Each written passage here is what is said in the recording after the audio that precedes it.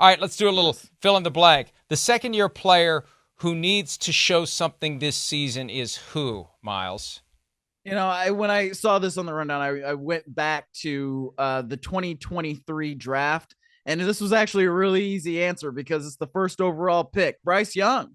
I mean, what did we see from Bryce Young that made us believe that, oh man, he's going to be a really viable pro last year? And there, I think, are a lot of reasons for that. The coaching, the scheme that they tried to implement, which was not something where, I mean, you can read all kinds of stuff through Carolina about this, that they were not all on the same page. All right. So that certainly set Bryce Young back. But now with Dave Canales, you have to be able to show something where, man, you're going to be worth that number one overall pick, and you're going to be worth the trade that they did to get up to number one overall. And I don't know what exactly it's going to look like. I mean, Canales did a really nice job with Baker Mayfield last year. So if there's hope, it rests in that. But man, you got to see something from Bryce Young this year.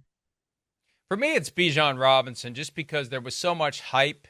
He was the first running back taken. There was the idea he's a can't-miss superstar.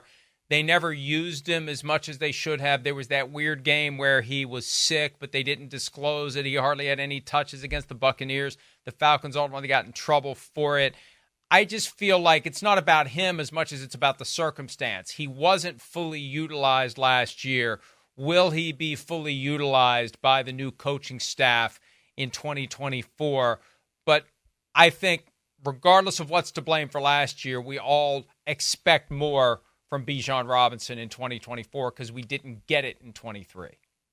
Yeah, exactly. And that's something that Zach Robinson, their new offensive coordinator who came with Raheem Morris from the LA Rams, has certainly got to do a good job of. How do we utilize this guy? Because he should be one of the better skill players in the National Football League, right? And that offense should be good. It should be good. You got Drake London. You got Kyle Pitts. You got Robinson. You got a quarterback in Kirk Cousins who's a veteran and knows how to distribute the ball. If that offense isn't good, something's wrong. All right, next topic, and this comes in the aftermath of the Commanders trading former first-round pick, receiver out of Penn State, Jahan Dotson, to the Philadelphia Eagles. The Eagles give up a 2025 third-round pick and a couple of 2025 seventh-rounders. They get back Dotson and a fifth-rounder. Trading a player to a division rival is blank. Risky. I mean, it's a little risky here for Washington, and obviously they've got a new front office, new coaching staff. But whenever you're saying this guy is not somebody that we need anymore, and you trade him to a place where you're going to see him 2 times a year, despite whether you think he's good or not, he's going to have an opportunity to show you what you're missing. So that one, I think, is a little bit risky from the Washington standpoint, especially because I think we all feel like the Eagles are going to be pretty good. I mean, the talent that they've got, playing with 2 guys like Devontae Smith and A.J. Brown is going to give Dotson opportunities. We'll see if he can take advantage of them. Trading a player to a division rival is a bigger issue than it should be. But, and this is a long parenthetical that I'm going to put on the back end of it, but sometimes it's a Trojan horse. Sometimes, and I think back to Easter Sunday, 2010, Donovan McNabb traded from the Eagles to Washington. Andy Reid and company knew what he was doing. And Howie Roseman was working there at the time.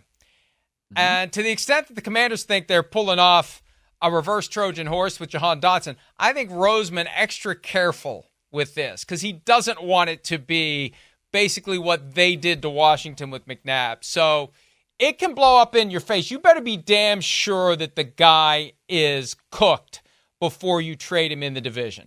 We were talking the other day about how stubborn the Packers were about not trading Brett Favre in the division because my position is they should have just done an auction of the contract with the Bears, the Lions, and the Vikings and driven the price up and gotten more than they got from the Jets. Why are you scared? You're done with the guy. You think it's over. Why are you afraid of facing him twice a year? Because he still may, it may come back to haunt you. That's the concern. This could come back to haunt the Commanders. This could come back to haunt the Commanders. It could, especially, I mean, he's a former first round pick, so he's still on a contract for the next couple of years, and plus potentially the option after that. So, I mean, they've been looking for a consistent third receiver with Philadelphia. And like I said, when you're playing alongside AJ Brown, when you're playing alongside Devontae Smith, two guys that I would consider elite at the receiver position, that's gonna allow you some sort of opportunities because they can't cover everybody, right? So I think this is going to be an interesting trade. This is another lesson that was learned by the Eagles long ago as well. Sometimes a receiver just needs a new start, a new team, a new beginning to unlock his talent. Chris Carter, all he does is catch touchdowns. Now, there were other issues going on with Carter. The Eagles dump him. The Eagles give him the wake-up call, and he goes on to have a Hall of Fame career in Minnesota. So maybe Jahan Dotson needed this kick in the ass to access a higher level of ability and skill that we've seen. Yeah, ideally, I'm only trading that guy in the division if I am 100% sure he's done, or if what I'm getting from the team in the division is dramatically more than what I would get out of the division. But generally speaking, I would look to trade a guy out of the division unless I think it's a Trojan horse. Hi, it's Mike Florio. Thanks for watching PFT on YouTube. Hit subscribe for the latest news and analysis from Pro Football Talk.